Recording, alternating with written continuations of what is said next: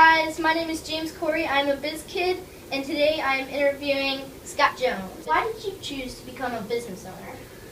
You know, unconsciously, it wasn't a decision. Consciously, it wasn't a decision. It just, I started working for a company. Yeah. I got really into it.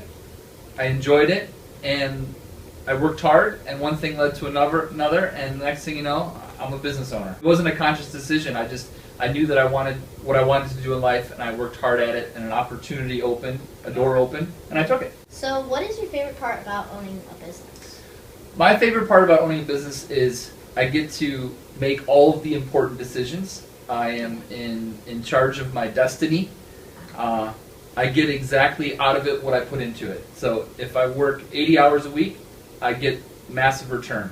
If I work 20 hours a week, chilling, I get less of a return. So you are in total control of your destiny. The harder you work, the better off you could be. So how did you start your business? Well, I saw an ad in the paper, and a gentleman who owned this business before I did was looking for an employee. I sort of rose up the ranks, if you will. I saw that he was ready to retire. I offered to buy him out, and with a little bit of help from the government and local bank, U.S. Bank, there's opportunities out there for entrepreneurs where you can take out what's called an SBA loan, a Small Business Administration loan. And it was a very difficult process, but they gave me the capital needed to get things going. So how long did you own Cleveland Music Group? Well, right now we are in I've been a part of the business for 16 years, but I've been the owner for just about 5.5 years. So 5.5 years as owner, but for the first 4 years of the business as owner, we actually operated under a different name called Jerry Bruno Productions, and so a 1.5 years ago we rebranded to Cleveland Music Group. So what's your morning routine?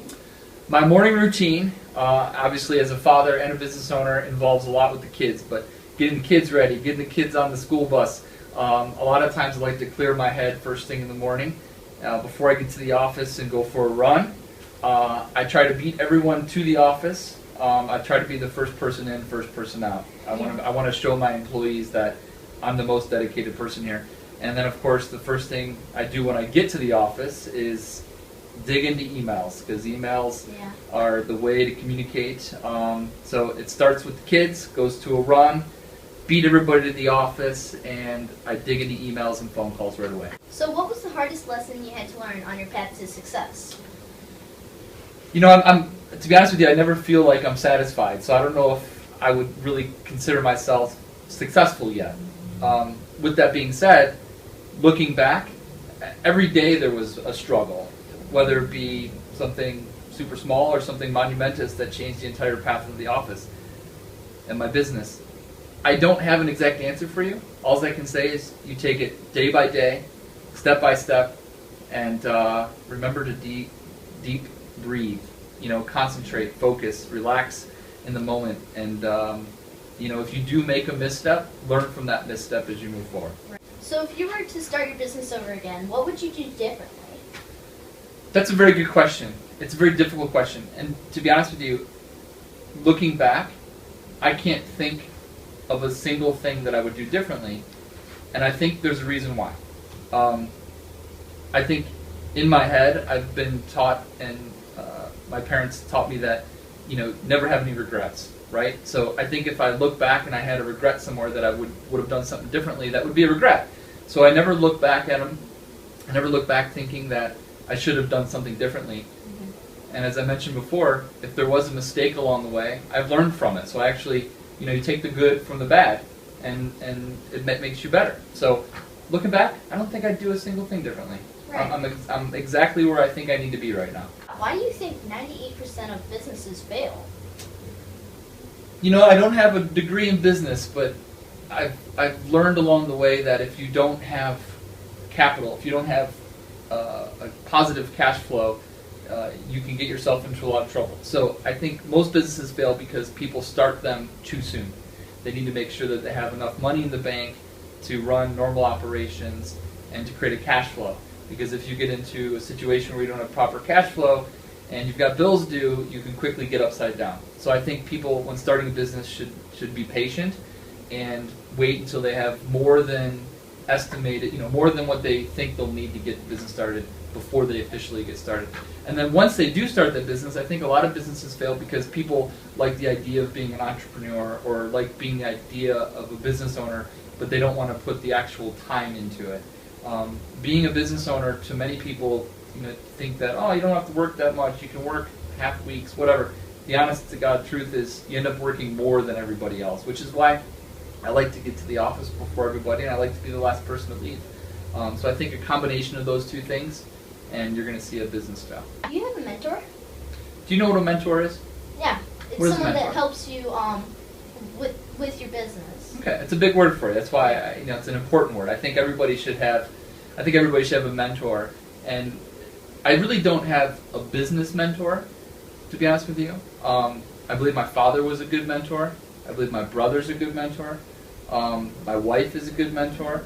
And then people I like to read about, people like Ronda Rousey, Elon Musk, Warren Buffett, people who have literally changed the way we live today. Zuckerberg, the people that change how we communicate, the people that have changed business and have built empires from scratch. Those are the people that I like to read about. So I don't know if there's somebody that I would say I'm following the same plan as them, but they're people that I look up to. So what's your favorite personal development book?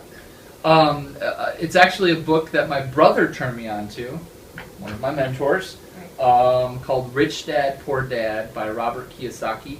It's a very quick read. It's, I believe, one of the best sellers on Barnes & Noble. It's on all kinds of charts, but it's a very quick read. I highly recommend it, and it really opens your eyes to finance and business and relationships, so I highly recommend it. That book sounds really cool, and I want to read it.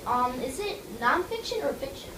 I knew you were going to ask me that question, and it's one of those questions that even since I was your age, I always get confused on. Most motivational books, self-help books, are typically nonfiction, which means they are true. But in this case, he wrote the story to be completely fake. It's more to, it's a lesson learned, but not something he went through. So Robert wrote this book as a fiction book. What's your favorite motivational quote? That's a tough, you know what, I have an idea. Siri, what's my favorite motivational quote? I can't read your mind, Scotty Jones. She's not useful at all. Oh, she said not yet anyway. Oh, I just thought of one now. So maybe she did help me out. A good motivational quote for I think anybody, especially in business, is a goal without a plan is only a dream. Okay. Which, if you think about it, pretty much just means you can have a goal way out in the future to run an empire or to buy a car or to color a coloring book. But if you don't have a plan in place to get you to that goal, it's literally just a dream. It may never happen. You have to put plans in place. You have to build a business plan. So that would be my motivational quote for you. What advice would you give a motivated young entrepreneur such as myself? That's a pretty deep question. How old are you, JJ? I'm 10. You're 10. All right, so as a 10-year-old, this is what I would tell you to do. I would tell you to listen to your mom and dad. Okay? I would tell you to listen to your grandparents. I would tell you to be nice to your brothers and sisters, if you have any, which I know you do. I got sisters. I know you do. You have 2 sisters. So be nice to your sisters. Be nice to your mom and dad. Listen to your parents and your family. Stay out of trouble. Hang out with people who you think, and this isn't a bad thing, hang out with people who you think are better than you. Okay? You're going to learn from people who are better than you, whether they're better at playing baseball or maybe they're better at math. Not better people, just better at things than you, so that you can learn from them and absorb from them. And then follow your heart. Do things that you want to do as you wish people would do to you. So, if you're kind to somebody, they'll be kind back. So right. That's pretty much it. Follow the simple, basic laws of being nice, and good things will come your way.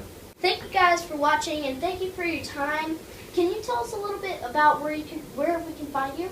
Absolutely. Well, we're located in Cleveland, Ohio, and you can find us online at clevelandmusicgroup.com. And if you're in the area, you can give us a call at 216-986-1808. My office staff here is extremely friendly and extremely knowledgeable about all things that are fun and entertainment based. So check us out online at clevelandmusicgroup.com.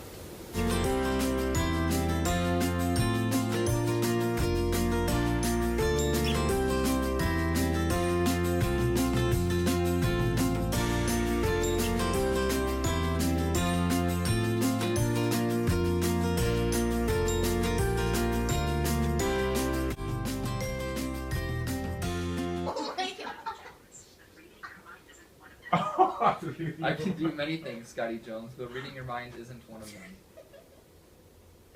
I knew she was gonna. I mean, it's went wrong. I'll do it too. I'm just like right now.